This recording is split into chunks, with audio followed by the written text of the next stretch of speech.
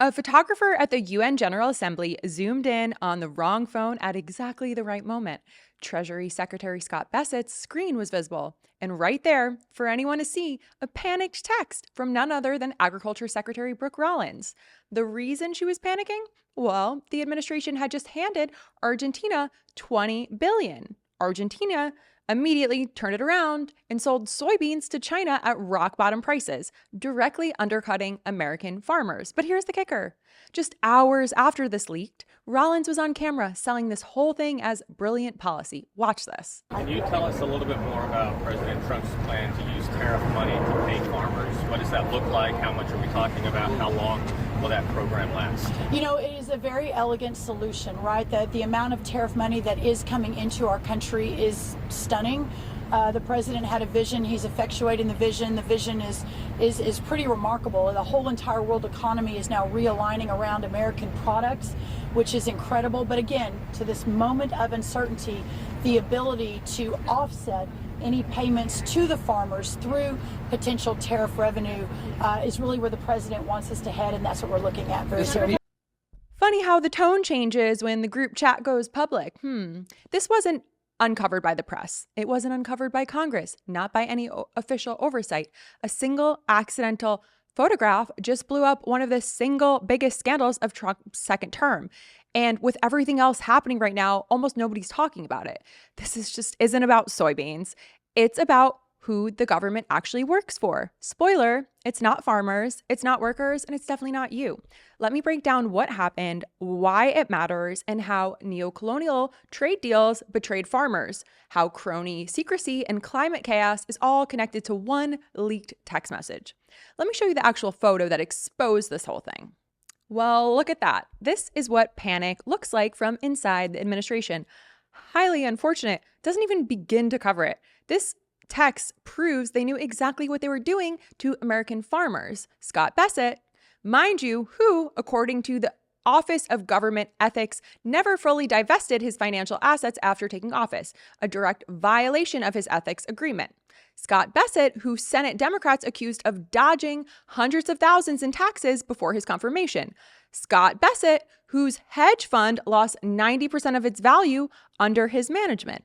This is the guy making economic decisions that are destroying American farmers. This leak is a window into how decisions get made behind closed doors, how your tax dollars get spent, and who actually benefits. This is transparency we're supposed to have. So let's talk about the farmers being betrayed here. We're talking about people in Iowa, in Kentucky, Illinois, across the entire Midwest. These are people who have been farming the same land for generations. They took out loans to expand their soybean operation because China was buying over half of all American soybean exports, $12 billion worth. They bought equipment, they expanded storage, they hired workers, all based on the market existing. Now, China hasn't bought a single American soybean since May. 0 soybeans, okay? And they're not coming back because they've already replaced us with Argentina and Brazil. As one farmer put it, we cannot replace a China in one shot. It's not going to happen. These farmers are sitting on mountains of soybeans that they cannot sell. Storage facilities are overflowing. Prices are collapsing. But those loans, they're still due. The banks don't care. But there's a trade war, of course. So listen to what farmers are actually saying about this crisis. Those numbers are bleak. How difficult is it to be a soybean farmer right now? Well, we depend on the Chinese market. And the reason we depend so much on this market is China consumes 61% of soybeans produced worldwide. The rest of the world is 39%. Of the soybeans that American farmers produce, 25% currently have been going to China. And right now, we have 0 sold for this crop that's starting to be harvested right now. So it's a 5-alarm fire for our industry that 25% of our total sales is currently missing. And right now, we are not price competitive with Brazil due to the retaliatory tariffs that are in place. Our prices are about 20% higher, and that means that the Chinese are going elsewhere because they can find a better value. And The American soybean farmers and their families are suffering. There's 500,000 of us that produce soybeans, and we desperately need markets, and we need opportunity, and we need a level playing field so we can compete, because we grow a great product, but we have to be price competitive as well. And there's an artificial barrier that is built with these tariffs that makes us not be competitive. And Caleb, you are out, in the equipment right there. We can see that you're up there. You're talking about harvesting is happening right now. Once your crops are harvested, what is going to happen to all of that supply? Well, the concern is that prices will continue to drop in certain areas of the country that have higher transportation costs. The basis has dropped to record low levels. Right now, the Chicago price is a little over $10 for a bushel of soybeans, but there's places in North Dakota where the basis is $1.70 under the market. So their soybeans are only worth a little over $8. And cost of production for a bushel of soybeans varies farm to farm, but it's around $12 per bushel. And soybean farmers are going to experience huge losses this year. The farm economy is already struggling due to many factors, including high cost of production, which tariffs are impacting as well. And we just need a level playing field. We need a free market to work. And American farmers are great at producing, but we don't need these barriers out of our control put up that make us uncompetitive in both selling our soybeans and in purchasing the inputs that are required to grow them, such as fertilizer, pesticides, seed, equipment. The aluminum and steel tariffs have a huge impact on the equipment we use as well. So this hits us on all sides. Absolutely. I mean, farming is such a vital part of our economy, of just America's way of life. So, Caleb, some farmers now in the U.S. are turning to things like Airbnb or corn mazes to try to outlast this downturn. Do you know any farmers who are doing this? Do you think that would be enough to really get farmers through this downturn? How long do you think that you and other farmers like you can sustain your livelihood if things stay like this? Well, soybean farmers have a huge amount invested. An Airbnb is not going to help a farmer that's looking at losing $1 million or huge numbers. I mean, right now, it's predicted soybean farmers can lose $200 or more per acre on this crop. A farmer like myself, we have 1,200 acres of soybeans. That's $240,000 of loss. That's a whole lot of Airbnb and other alternative forms of income. We have long-term investments that are made in infrastructure, in land, in equipment, and this is not an industry that you just enter and exit on a whim.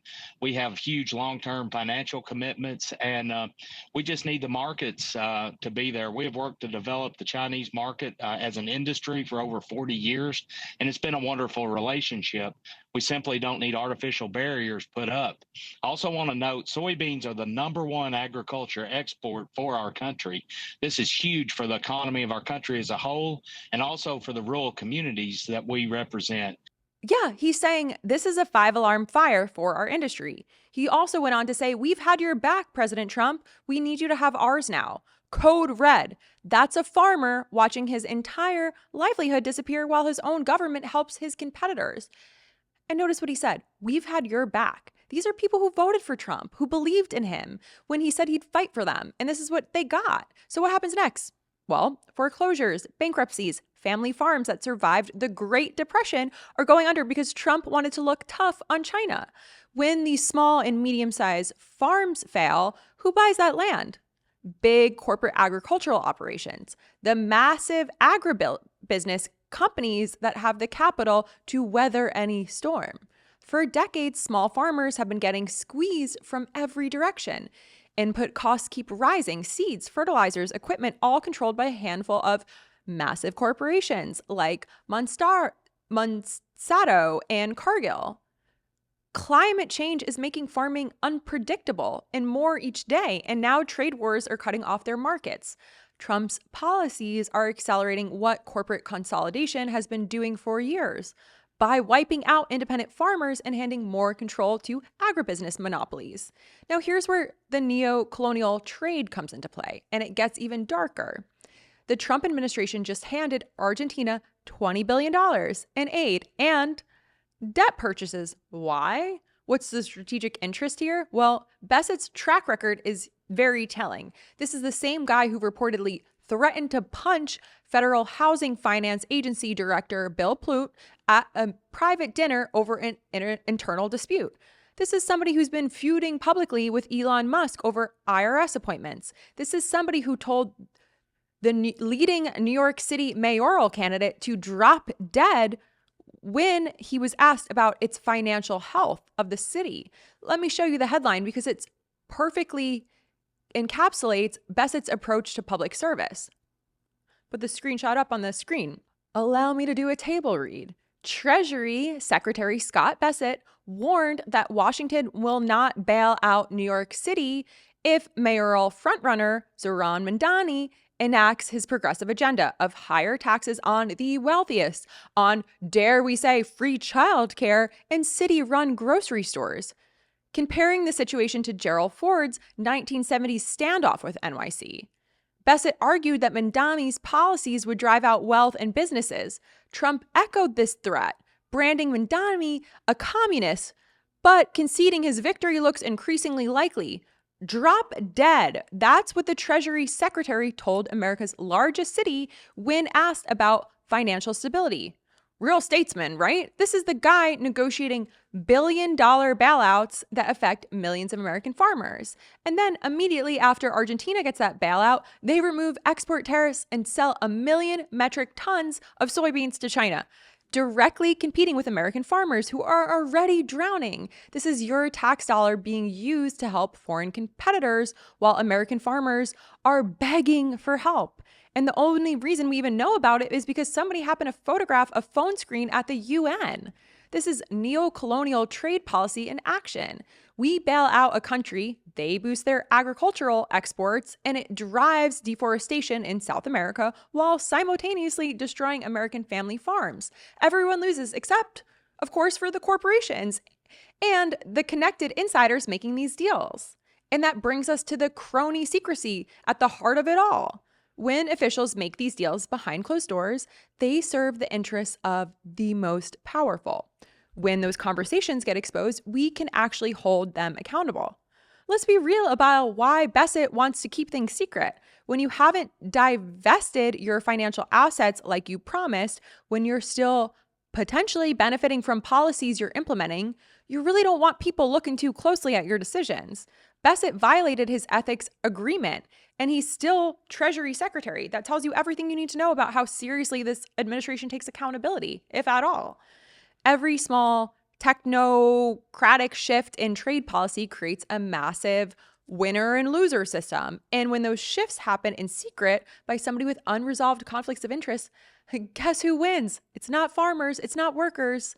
Then there's climate chaos. This is creating climate chaos. Soybeans are connected to deforestation, carbon emissions, soil depletion, water use, the whole chain. When the US subsidizes Argentinian agriculture through bailouts, and then Argentina responds by ramping up soybean production, where does that production happen? On the land that was rainforest last year. This is driving the deforestation in South America. Meanwhile, American farmers who might want you to adopt more sustainable practices can't afford to because they're barely surviving. When you're worried about foreclosure, you can't invest in regenerative agriculture. Bad trade deals, they don't just hurt workers, they accelerate environmental destruction. We're literally funding climate chaos while destroying American livelihoods. And here's the pattern you'd like to see. Private profits, public losses, use government power to help corporations in connected interests. When it falls, working people pay the costs. Keep it all a secret so nobody can organize. No resistance until it's too late. Put somebody in charge of Treasury who has massive conflicts of interest, who's never divested like he promised, who has a documented history of financial failure, and let him make deals that benefit other countries while American workers suffer. The soybean tech scandal is proof that officials know these policies hurt people. They know American farmers are getting crushed. They're texting about it in panic, and they're doing it anyway because the system isn't designed to help farmers, it's designed to help capital. But here's what we need to understand. Farmers getting squeezed by corporate consolidation and bad trade policies are natural allies for progressive movements. These are working people getting crushed by the same forces that hurt all workers. They monopoly power, financialization, and politicians who serve corporations instead of people. Here's what we got to do. Debt relief for farmers drowning in loans they took out when China was still buying. Co-ops so that we can negotiate with Monsanto and Cargill instead of getting crushed individually. Trade deals negotiated in public with farmers at the table, not in secret lobbyist rooms with Treasury secretaries with hella undisclosed conflicts. Break up the agriculture monopolies, controlling seeds, fertilizers, and distribution, and support the farmers who want to farm sustainably but can't afford to do so when they're one bad harvest away from total bankruptcy. Labor, farmers, environmental movements, it's the same fight. Rural towns, cities, union halls, same enemy. Congressional oversight investigates the Argentina deal. Who profited? Why is Bessent still employed after violating his ethics agreement? Subpoena them. Make them testify under oath. Protect the whistleblowers. Strengthen ethics enforcement, not just the rules on paper that get ignored. And Democrats show up in rural America with actual policy, not just campaign stops every 4 years. That leaked text wasn't an accident or a mistake. It was proof. They know what they're doing. They know who they're hurting. Bessent, the guy who lost 90% of his hedge fund's value, who dodged ethics requirements, he's making policy that wipes out family farms. That's the plan. That's the point. Farmers are losing everything right now while Bessent cuts checks to Argentina. If progressives don't stand with them, if we don't build real solidarity between working people in cities and on the farms, we're all going down separately. Bessent and the billionaires he serves, they're counting on us staying divided. They're counting on farmers blaming immigrants and cities blaming rural voters while they loot all of us. We organize, we expose these backroom deals, and we fight for an economy where people who work can actually live. And if you've enjoyed this video, I'm going to ask you to take a moment to amplify it, share it with a friend. We cannot grow without your support, and follow me across all social platforms. I am Lauren P. Subscribe, and let's protect the farmers and the people and not capitalism.